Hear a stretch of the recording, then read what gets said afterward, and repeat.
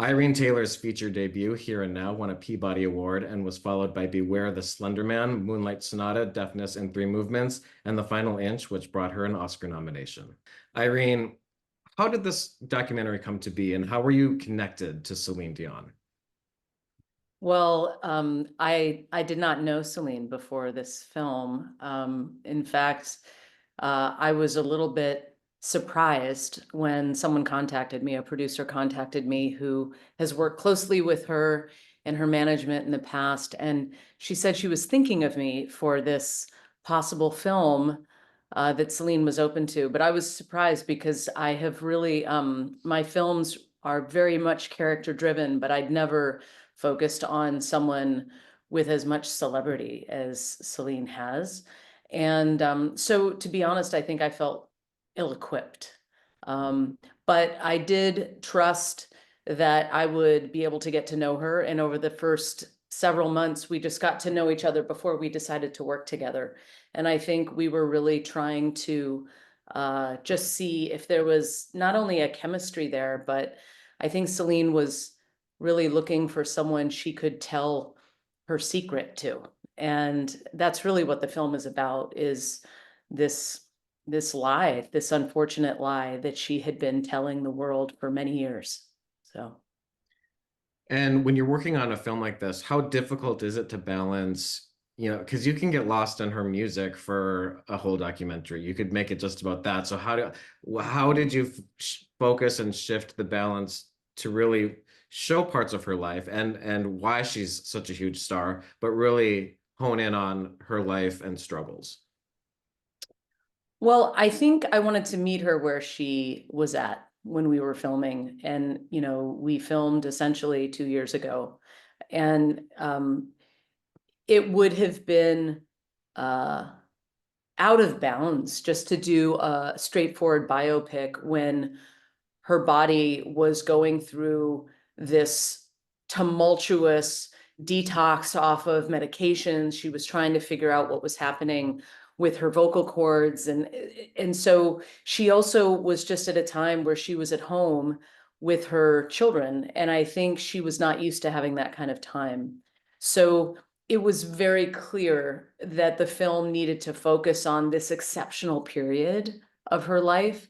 And, you know, going back into her music and some of her performances, it wasn't just to take my viewers down memory lane. It was really to show the breadth of her career as a performer, because she really didn't quite know how to step outside of that role. She had been a performer ever since she was very young, performing at 5, 6, 7 years old with her family. So I really just tried to use the rest of her life as context, and also to brighten up the film a little bit, because I think what she was going through on a daily basis when I was with her, it was a struggle. It was a struggle, and I wanted the film to have some balance between the struggle and that essential talent and essential joyful person that I think Celine is at heart. And there's no diva in this film. I mean, there's no makeup. She laid it all out there. Was anything off limits? And what was she like as a person for you to work with? Mm-hmm. Well, I was very, as someone who doesn't wear much makeup myself, I was very happy when on day one she just showed up with her hair in a ponytail like me, and she was very down to earth. I knew that there was going to be a bit of a step down of formality in the film from day one. That was very clear. Um, and Celine is really exceedingly kind. I think that does come across in the film, but even when she was just like trying to take care of me in her home, she did, though, she had a little bit of a lion's roar at times. And one of them was when she said in the very beginning, "You are in my home. Do not ask me if you can film. You can film anything, and I will stop you if I don't like it." Well, she never stopped me. My director of photography the first day was a little sheepish, but we both just took the bull by the horns, and he followed her into her bathroom, in her dressing room. He followed her to wherever she was going. And, you know, we were really just a fly on the wall. And sometimes that led her to where her medications were. Sometimes it led her to her closet, to where her children were. You know, there were only 2 or 3 moments in a year where I actually sat her down and said, let's have an interview. So we really just tried to create the film around a verité style. And I think that made us all feel more relaxed. So Well, there was one scene in particular I think shocked everyone, and that's when she has a seizure. You know, it's heartbreaking to watch, but it's also very vulnerable to show. Did you talk to her about that scene in particular and showing that in the film? yeah. Well, that was a really unfortunate day for everyone. I think my director of photography and I realized Celine was having, we called it a medical episode because in theory it appears like a stiffening seizure, but it's really her body just goes into this rigid stance, and we didn't know if she was breathing. We didn't know if she was conscious of what was happening. So her physical safety was paramount at first, but it only took us 30 seconds to realize there were 2 people in the room, her bodyguard and her physical therapist, who had a protocol given to them by doctors of exactly what to do if this were to happen.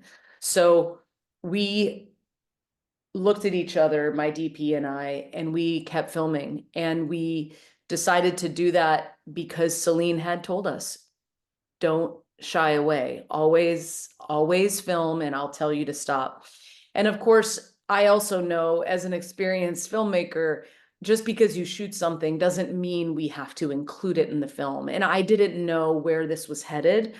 I was the sound person for most of the film over the course of the year. And that day, I even used my microphone to help those of us in the room know if she was breathing or not, because we couldn't hear her breath. Wow. So we did stick it out. It was painful for everyone involved. And Celine never asked me to see the footage. I did eventually show her the film. I would have never considered not showing her the film, you know, after that happened. And I showed her that scene within the context of the whole film. And I remember finding it curious at the time that she didn't say, may I just see the raw footage?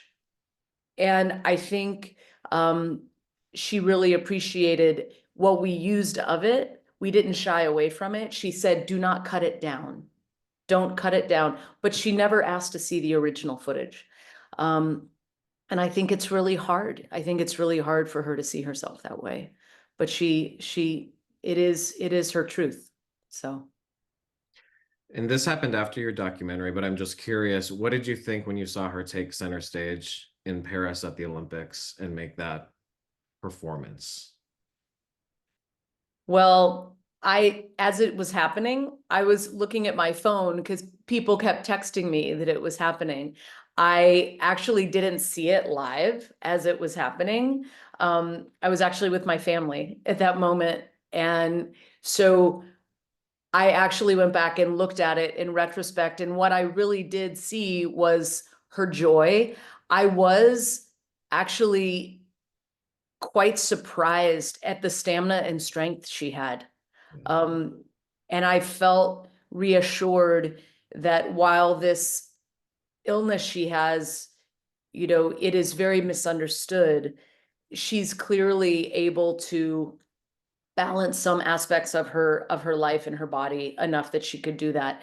And I know she really wanted to do it, but there was no conversation about that. I didn't know about it. It was not a previously cooked up idea, you know, that we would release the film and then a month later she'd be in Paris. I mean, wouldn't that be grand if we did? But that was not what happened. So Well, it's such a great film, and it there's also fun moments too. We get to see the storage facility of all of her clothes and talk about how she smashes herself into shoes. So she has a great sense of humor throughout as well. And I hope everyone gets a chance to see it. It's streaming right now. Irene, congratulations on this fantastic film, and thanks for being part of Gold Derby's film documentary panel today. sure.